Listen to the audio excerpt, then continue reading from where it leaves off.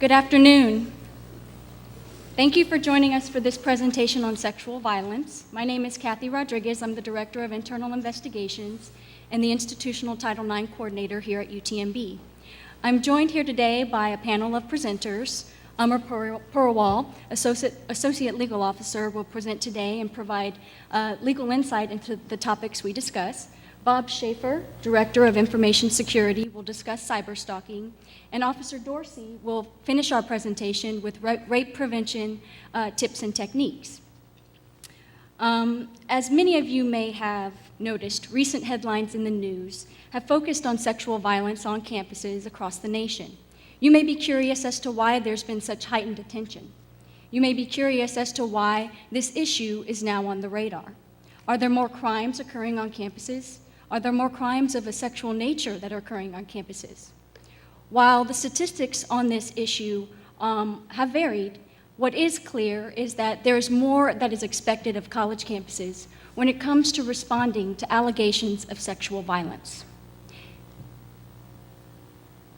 This was first made clear in the Department of Education's Office of Civil Rights Dear Colleague letter published in 2011.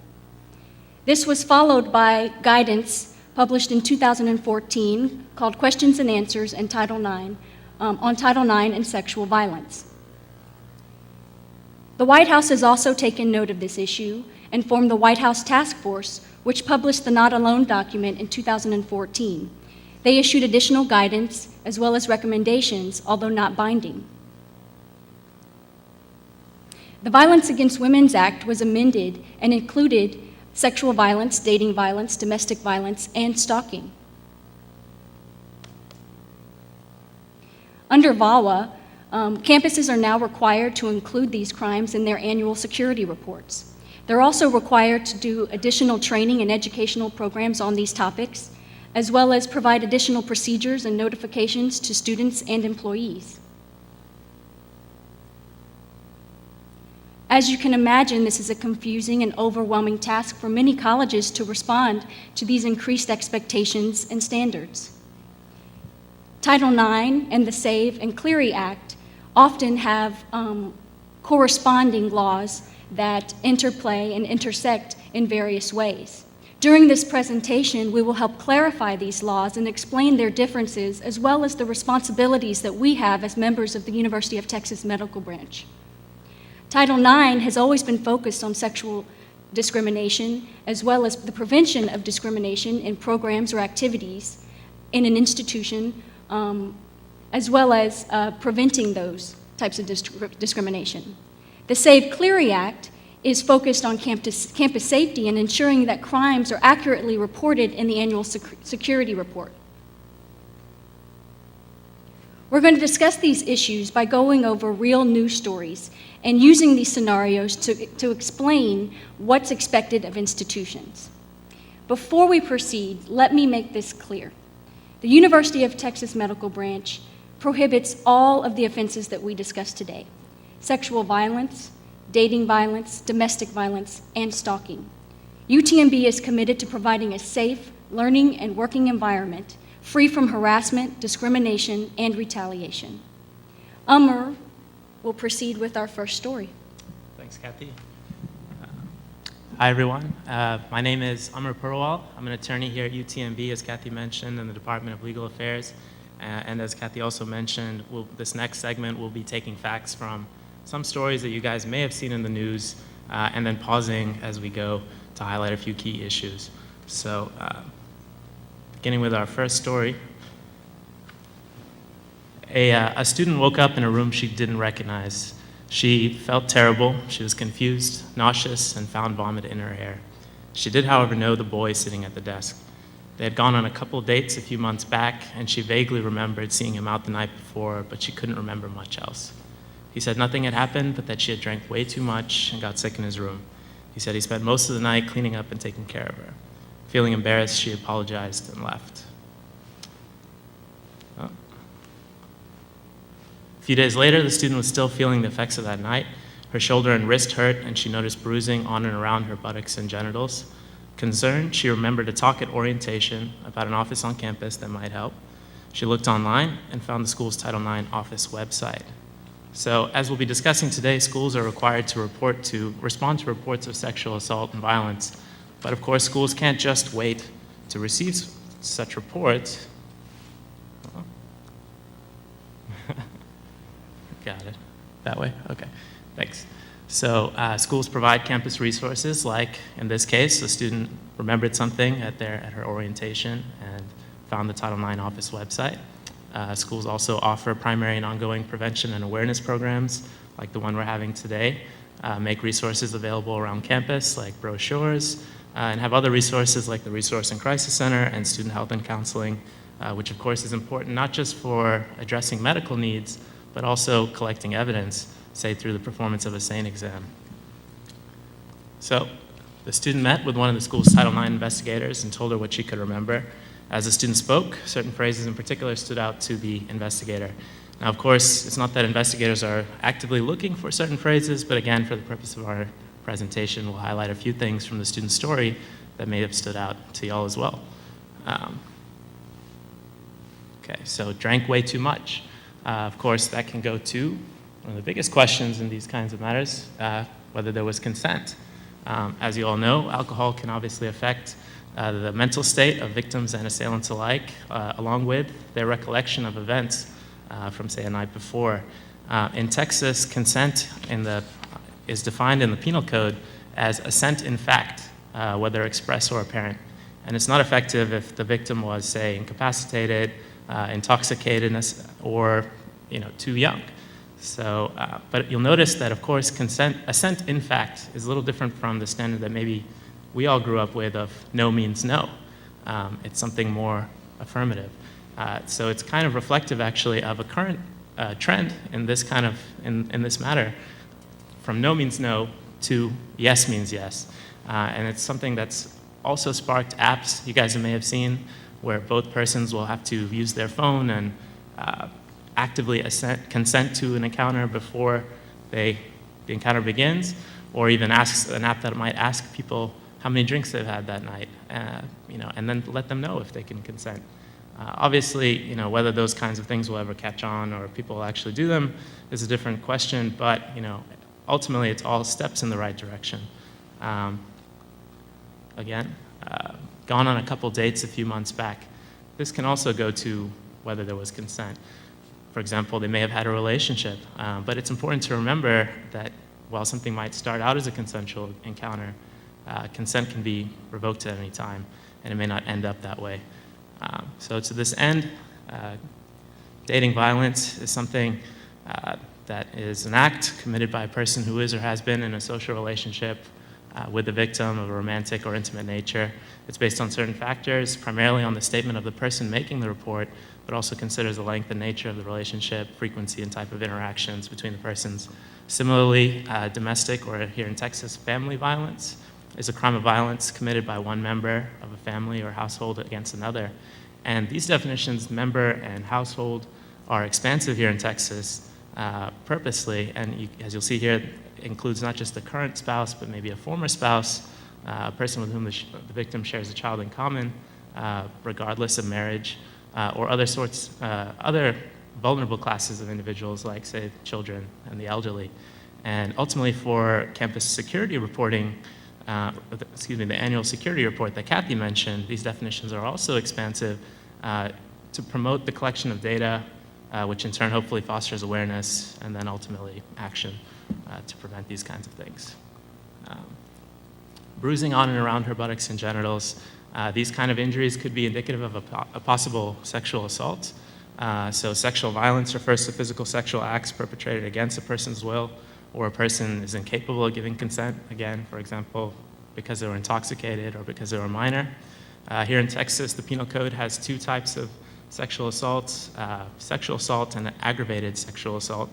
Broadly speaking, sexual assault is the penetration of the anus or sexual organ of another person by any means, or penetration of the mouth of another person by the sexual organ of the actor, or causing the sexual organ of another person to contact the mouth, anus, or sexual organ of another person, all without consent. And it's important to note it does not distinguish between sexes of the actor or victim. Similarly, aggravated sexual assault is defined the same way, but might include a weapon or a date rape drug, or cause the death of the the victim. In this case, for example, the student didn't remember the night before, so it's possible she could have been the victim of a rape drug. So the student told the Title IX investigator she wasn't sure what she wanted to happen next, but she felt she should tell somebody. The Title IX investigator discussed with the student her rights, including her options with respect to notifying law enforcement. Of course, the victims have the option to notify law enforcement, like our campus police, or be assisted by campus authorities, like our Title IX office, in notifying law enforcement, or even decline to notify the authorities. There's an asterisk there, you guys will notice, because there may be certain crimes that campus has to report. For example, like if the victim is a child, and also certain incidents may need to be included in the campus security report, DI identified, and that's a topic, of course, that Kathy will go into a little bit later. She also told the student about the school's responsibilities to investigate, and again, possibly include the account in its report. And so here, as we talked a little bit about earlier, Kathy mentioned that schools have a responsibility when we know or should have known of possible sexual violence to take immediate and appropriate steps to investigate or otherwise determine what happened. And then if an investigation reveals that sexual violence created a hostile environment on campus, the school must take prompt and effective steps reasonably calculated to end the sexual violence, eliminate the hostile environment, and prevent their reoccurrence. And that's sort of just obviously the general thought. So they discussed the school's ability to preserve the student's identity, which is something Kathy will be talking about briefly as well. And then also talked about protective interim measures that the school could take immediately. And interim measures always depend on the facts of the case. They can, excuse me. So they vary on the facts of the case. For example, the need expressed by the assailant, the age of the students involved, severity of the allegations, continuing effects on the complainant. Here we can talk about interim measures where options to avoid contact with the alleged perpetrator while minimizing the burden on the complainant, allowing changes in academic or living, transportation, dining, working, other situations that might put them in close contact with each other, and offer available resources, as we mentioned earlier, including notifying law enforcement. So then later, while investigating the matter, the Title IX investigator reviewed security footage from the residence hall where the student reported waking up, where she observed 4 males carrying the student who appeared to be unconscious to the dorm. The video continued inside, showed several other residents of the dorm walk past the group as they dragged the student to a dorm room. One of the men also tried covering a camera with a towel. At this point, we would highlight the importance of bystander intervention. In this instance, of course, so bystander intervention is a topic we'll be offering more training on during the year. Officer Dorsey will be touching on it as well at the end of this presentation. But it includes recognizing situations of potential harm. So for example, in this group, were they students helping a friend get home, or was this a possible sexual assault in progress? So identifying the situation, overcoming barriers to intervening like peer pressure, and identifying safe and effective intervention options to take action when there's a risk of sexual violence or stalking.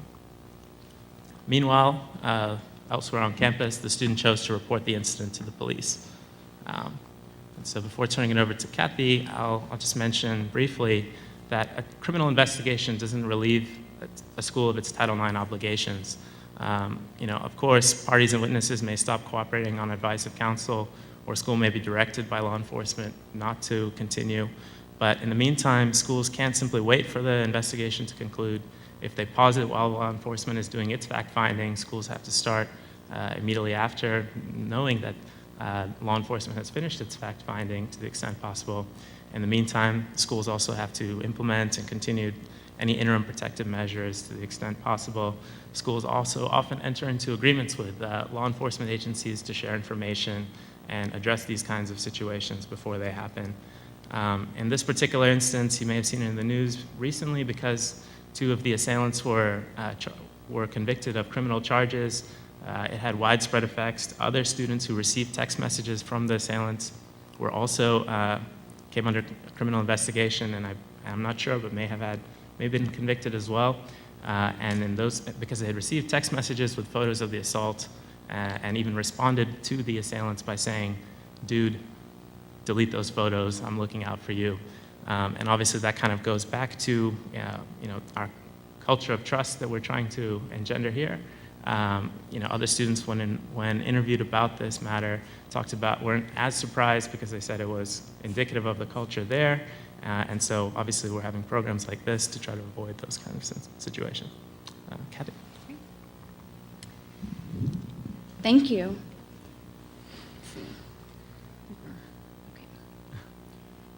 So in our second story, a student anonymously complained that she was harassed and stalked by another female student. She reported this incident to the university. The student claims that the university pressured her to let the school handle the situation rather than allowing her to seek a legal restraining order. However, the student alleged that the school failed to take action. So let's address anonymously complaining. There are two different avenues because we don't have a lot of information here. Someone could anonymously complain where their identity is unknown, and in this case, an investigation would take place, but it severely limits what can be done and what type of protection can be provided to the individual who makes an anonymous complaint. We have different avenues that someone can make reports, like through our fraud and abuse hotline, but under these circumstances, we would need more information in order to conduct a thorough investigation. Now, if an individual's identity is known and they request anonymity, anonymity cannot be guaranteed if that individual makes a report to a responsible employee. So let's talk about those individuals who can guarantee confidentiality. There are 3 individuals who can guarantee confidentiality: a clergy or a pastor, licensed counselor, and a health professional, only if these individuals are working within the capacity of their profession. So let's go over an example. A nurse at UTMB is treating a patient who is a student at UTMB after she was recently beaten and raped by another student. This is confidential. This nurse is treating a patient. If this same student reports the incident to the dean of his or her school, the dean is a responsible employee. The identity of the student is not confidential. This would need to be reported to the Title IX coordinator to be investigated. And then the dean is also a campus security authority. So this needs to be reported for statistical purposes and to be included in the annual security report. For statistical purposes, the identity does not have to be disclosed. Let's talk about who are responsible employees and who are campus security authorities. A responsible employee is a definition under Title IX, whereas a campus security authority is a definition under the Clery Act. Responsible employees are defined at UTMB as all supervisors, administrators, and university officials. A CSA, which is a campus security authority, is law enforcement and security, individuals with significant responsibility over students and student activities. So can you be both a responsible employee and a campus security authority? Yes, you can. So, for example, the chief compliance officer. He would be a responsible employee, as it's defined here. He's a university official. He's also a supervisor, a campus security authority because he has significant responsibility over student and student activities through compliance. And he is also responsible for some security aspects. So he would have to follow both procedures, reporting to the Title IX coordinator as well as reporting to the Clery officer. And at UTMB, the Clery officer is Lieutenant Cooper. If you don't know if you're a responsible employee, contact the Title IX office. If you don't know if you're a campus security authority, contact Lieutenant Cooper. But we all have a shared responsibility to keep our campus safe. Even if you are not a responsible employee or CSA, you are encouraged to report. Do the right thing. In this fact pattern, the student stated that she was being harassed and stalked. And as we've discussed, VAWA has expanded to include stalking, and Title IX also covers stalking. VAWA defines stalking as a course of conduct directed at a specific person that would cause a reasonable person to fear for her, his, or other safety, or to suffer substantial emotional distress. This student stated she was harassed and stalked by another female student. Does it matter? Does it matter that it was female to female? No. Gender does not matter. Female to female, female to male, male to male, it doesn't matter. She reported the incident to the university. Under these facts, it's not clear who at the university she reported it to. So does it matter who she made the report to? Yes. As we've discussed, responsible employees as well as CSAs have greater responsibilities. These individuals are required to report to the appropriate areas any incidents that would fall under Title IX or the Clery Act. Responsible employees, when they're placed on notice of an incident, so it's the institution, and that's when a clock starts to run. A 60 calendar day clock. The institution is required to take prompt and effective steps to end the conduct, prevent its reoccurrence, address its effects, conduct an investigation, which includes a resolution, and this is separate from a criminal investigation. This also includes the disciplinary process.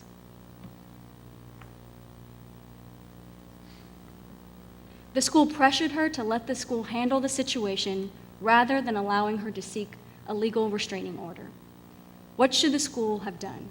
They should have provided her with available resources such as counseling, right to file a complaint with law enforcement, and then the additional resources that covered, assisted with obtaining a restraining order or protective order, taken interim measures, a lot of which did cover.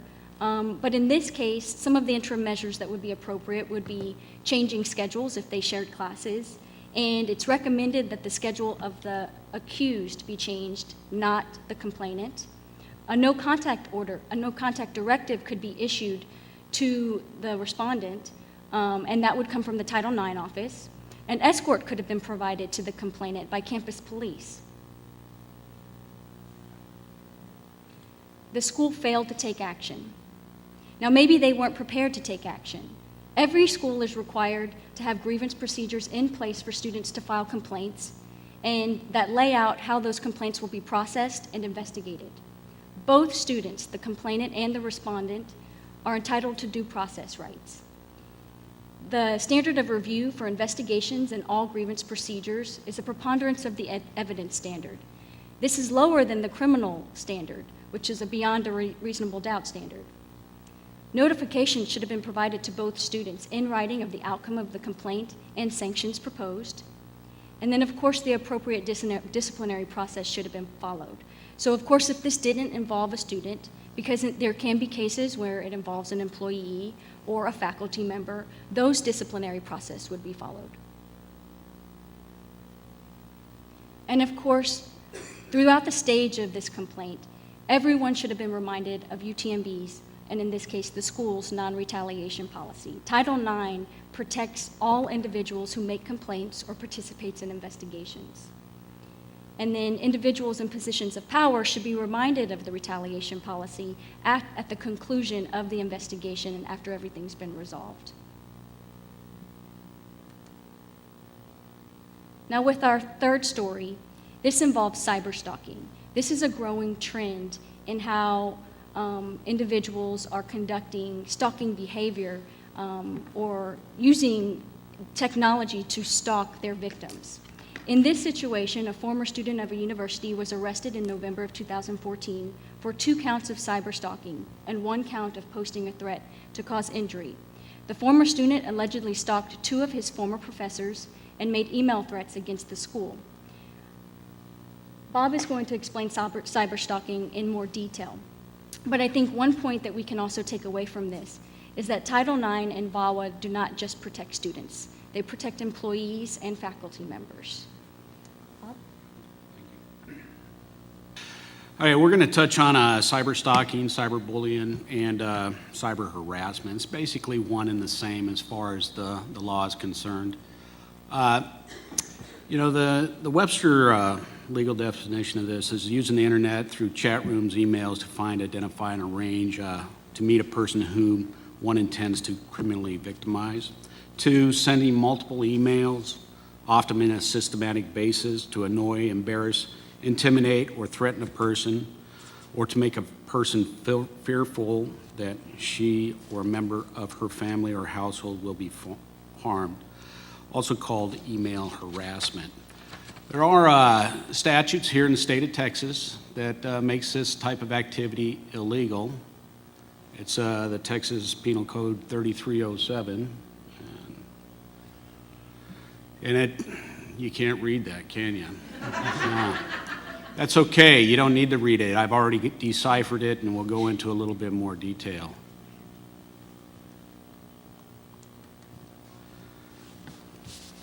Okay, some of the cyber statistics has been collected. I think this involved 256 cases of cyber stalking. You know, typically, I guess the profile, not to profile people here, but it's a young male between 18 and 30,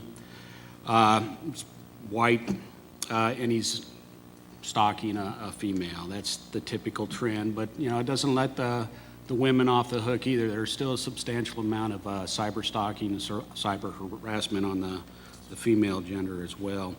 Most of this stuff kicked off through Facebook. You know, it is, internet is a great thing. You know, we get a lot of good things out of that, but there's also that negative point of view as well. You know, the cyber stalking probably started, well, it first started getting reported back in 2001. I would venture to say that it actually started before that, probably in the mid to late 90s, and people just didn't report it till about 2001 and onward. So it's becoming an increasing problem throughout not just the United States and Texas, but the world as well. You know, there are some things you can do. Well, actually, it escalated through Facebook.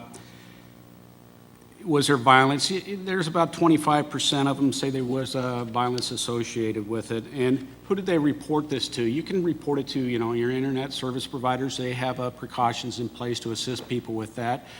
You can go out to law enforcement as well.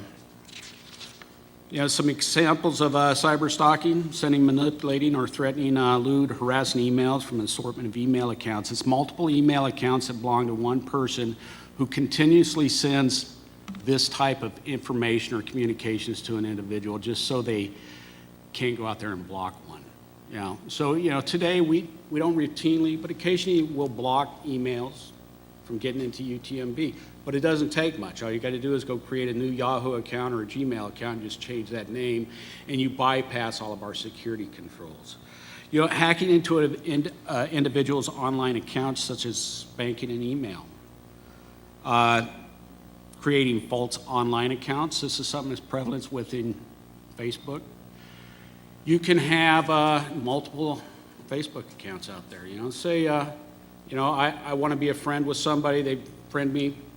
You know, I start harassing. They defriend me. I create a persona of being somebody I'm not, just to get back into that circle of friends. So that's actually a criminal offense there, and it's punishable under that Penal Code 33.02.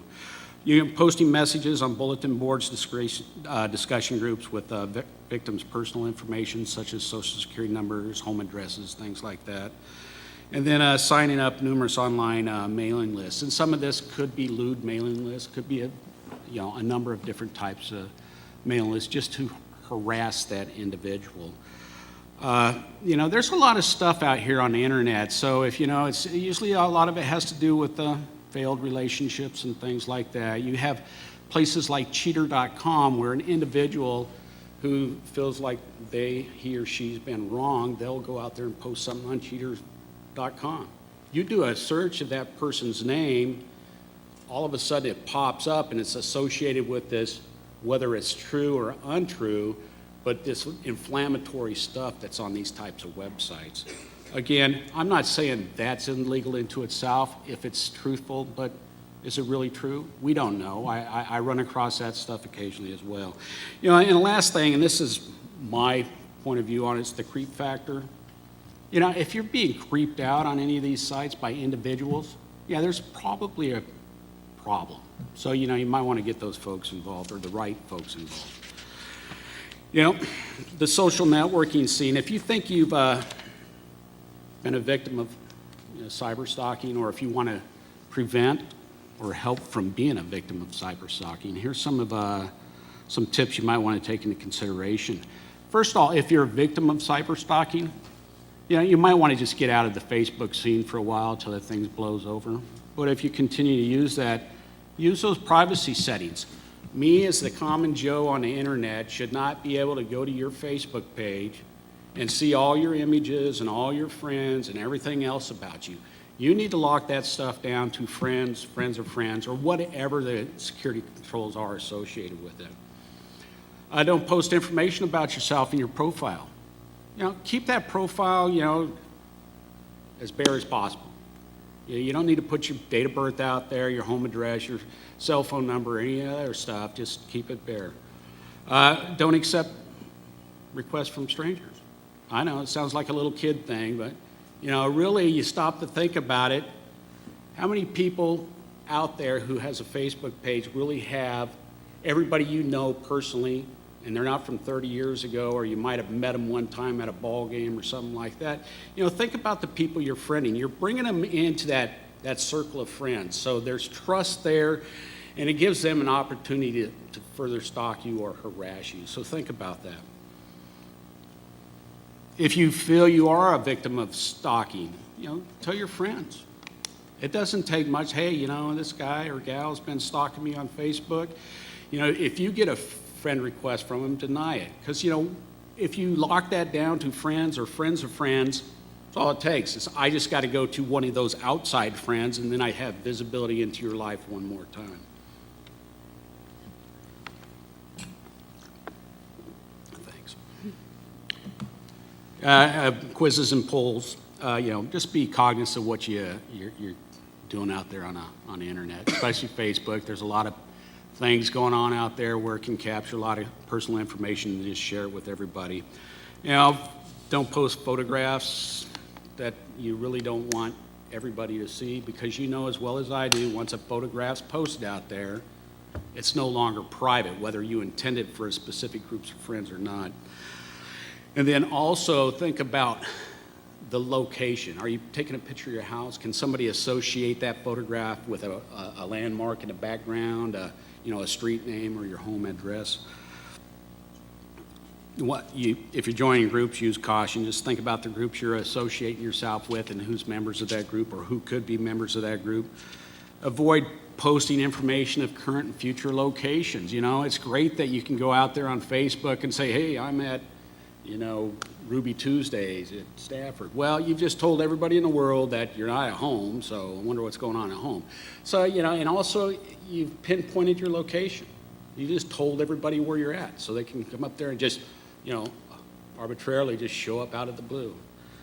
And then, you know, every Facebook or social media you use, make sure you got a, you know, a unique password associated with every one of them, because if one of them's hacked into, that means your Facebook account's compromised, your Twitter account, and all these other things. So if you feel you're being stalked, there's a little controversy around this, but from what I'm telling you is tell that person to stop. In very clear words, tell that person to stop. And then stop communicating with them.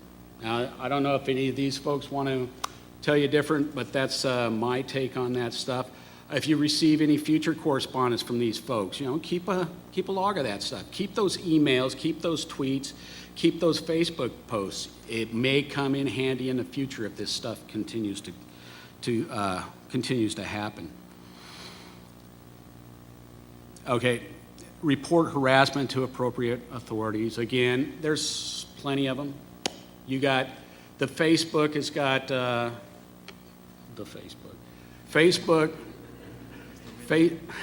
Facebook has appropriate authorities there. You can report this to your internet service providers, same thing.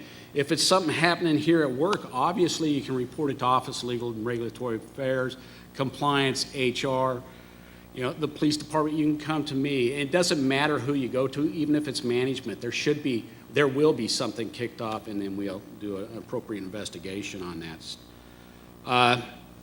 And then last but not least, you know, if you feel your personal safety is threatened, you need to get law enforcement involved. Don't think about it.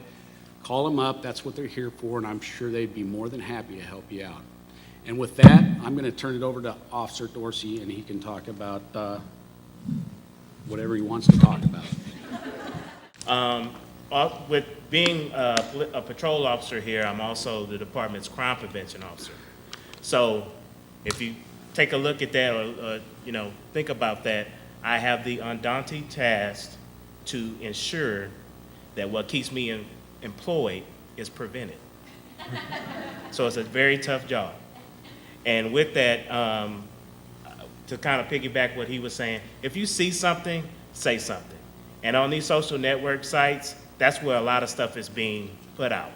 And a lot of times crimes happen and folks say, well, I never would have thought John would have did this, but he has it on his Facebook page, And some of the things, sometimes we get home, we see it on a TV show, Law and Order or something, and you just realize you just saw that in Lot M here on campus.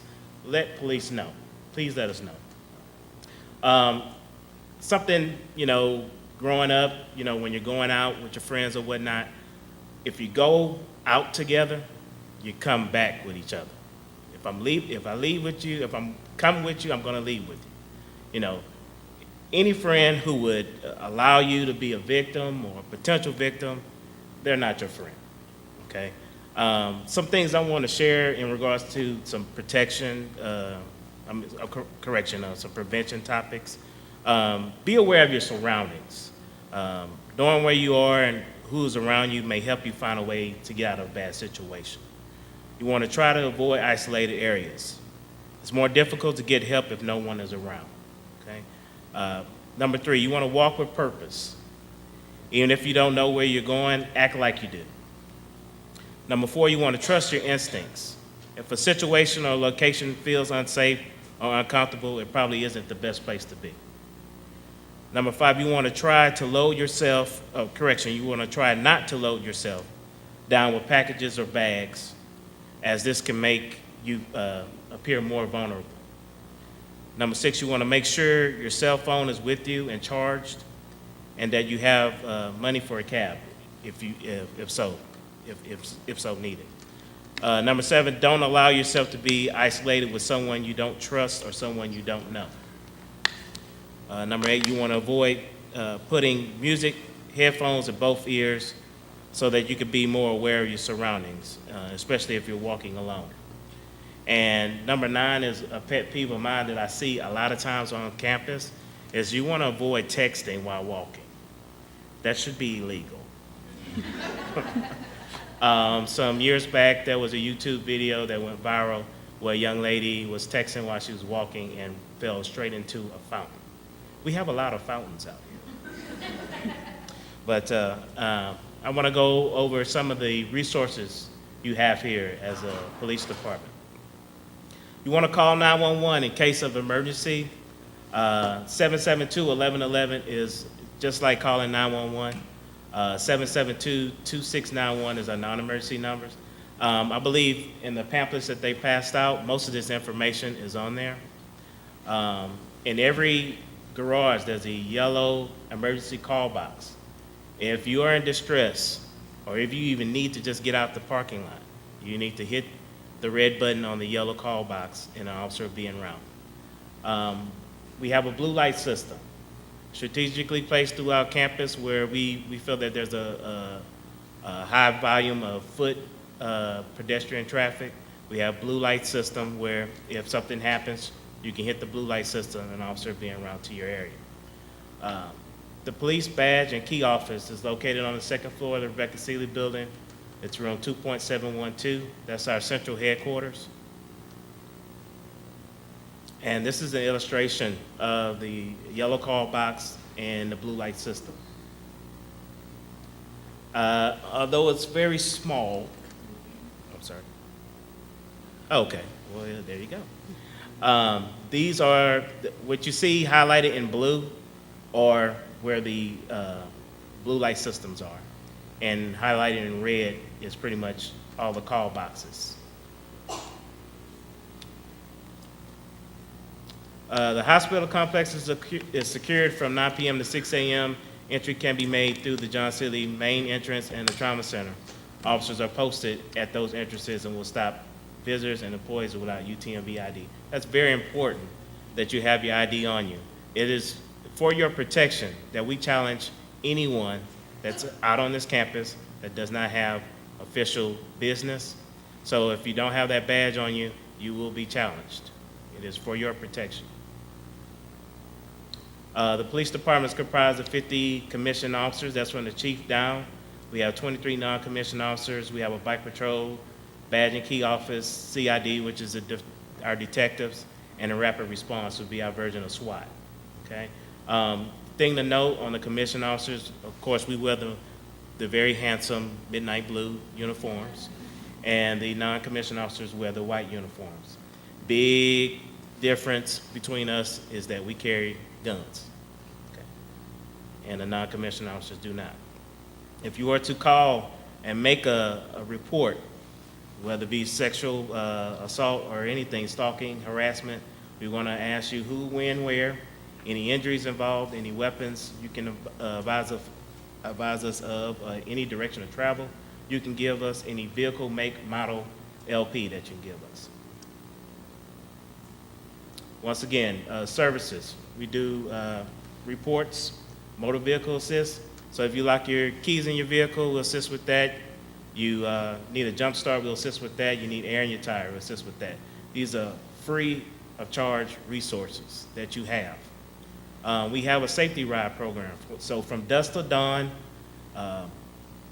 7 days a week, if you need a ride anywhere on campus or anywhere from Ferry Landing to 14th and Broadway, we'll give you free transportation. Whether we need to drive you, walk you, put you on a scooter, whatever makes you feel safe, we're gonna do that. And I can't emphasize that enough. If you ever feel like your safety is in question on campus, do not hesitate to contact the police department. That is our job. We take pride in that. We want to ensure that you have a safe working environment. Okay. We also have a lost and found department that handles everything under the sun except for clothing. So unfortunately, we don't do lost and found property on clothing. And we have a bicycle registration. Okay. RAD. I don't know of any program in the United States of America and Canada where you can beat up on a police officer for free and get away with it. I think that's why they call it RAD. Actually, it's a women's self-defense class. It's a basic self-defense class, so you will not become Taekwondo champion of the world. We will teach you some tactics to get you away from your attacker, okay? It is free of charge. This thing, free of charge. Anyone 12 years of age and older can attend, okay? We conduct these classes monthly. Once again, they're free of charge to students and faculty, anyone 12 years of age or older. It's a 12-hour basic self-defense class designed only for women. The rape aggression defense classes are taught nationally and in Canada. It's endorsed by the International Association of Campus Law Enforcement Administrators. Everyone who takes the course can return free of charge as many times as you want. How rad is that? Okay. If you're interested, please contact Sergeant Sean Carr at the number listed, 772-1511.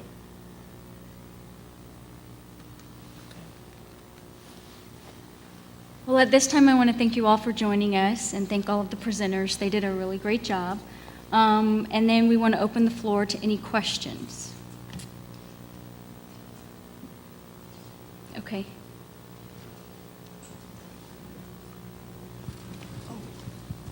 I didn't know it was going to require a microphone, but I have a question, like on the example one that you gave, what is the validity from the legal perspective of going and have a drug test done after you realize something strange happened to you? The beginning part, you said after what happens? Okay, like on example one, Oh, what an is the example. validity of going and have a blood test drawn for drugs? By the victim? Yes, yes. Right. So that could be part of that SANE exam or that first initial visit to either here on campus to student health and counseling or to an emergency room after an assault. And it can be a vital, and you're correct to note that, because it could be later on a vital part of any kind of criminal investigation or Title IX investigation. does it matter, like the time frame? Yeah, if the victim goes the night after or 3 days? I guess it'll depend on what the findings are. Absolutely. I think timing is always key. The sooner after an assault, the better, as evidence can deteriorate, or I guess I'm not a medical expert, but certain drugs, for example, may not be detectable in the victim's system after. So that's a great point, Dr. Mentia. Timing is always important. An example number 2, okay, Kathy mentioned that usually, altering the schedule would be more to fit the person making the allegation rather than the accused. Excuse the terminology, but what I'm thinking is at this point it's just an allegation. So if you go ahead and change all the schedule of the person that's being accused, and then at the end, there's not enough evidence to find that person guilty, could that person just come back and do some kind of a suit, or would it be better if you adapt or change the schedule of the person making the allegation to avoid just further consequences? I would just play devil's advocate. That's a good question, because that's something that's one of the things that are being debated amongst many college campuses. It seems to go against the idea that due process is provided to both students. However, that recommendation comes directly from the Office of Civil Rights in some of the guidance that they've issued, where it is recommended that any changes or interim measures that need to be taken, for example, a schedule or housing accommodations, that those be taken against the accused. But yes, that's a very good point, and it's heavily debated amongst scholars as well as those institutions who have to implement that. Yes. You touched on the confidentiality depending on who the victim reports to, and some victims may be hesitant to report if they think that it's going to be put out there, if the confidentiality is not going to be respected. Are there any, I guess, what's the best way for a victim to report something if they are sensitive to the confidentiality aspect? Well, I think that there are 2 things that need to be distinguished: anonymity in protecting someone's identity, and confidentiality in the way the actual complaint is handled or investigated.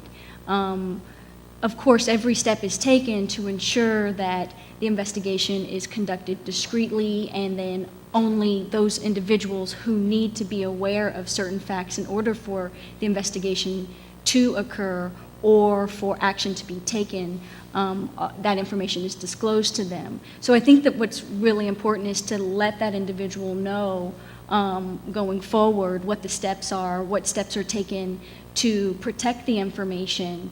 But like I said, from the standpoint of guaranteeing anonymity, it can't be guaranteed by certain individuals. There are only specific individuals who can provide 100% confidentiality, and that's the clergy, the pastor, the counselor, a licensed counselor, and a health professional.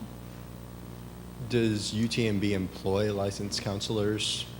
We do. We have, for students, we have a counselor, Barbara Calvert, who's available, and she actually is waving her hands up there. And then, of course, we have EAP available to students as well as employees. Okay. Those are all great questions. Any more? Well, thank you so much for joining us.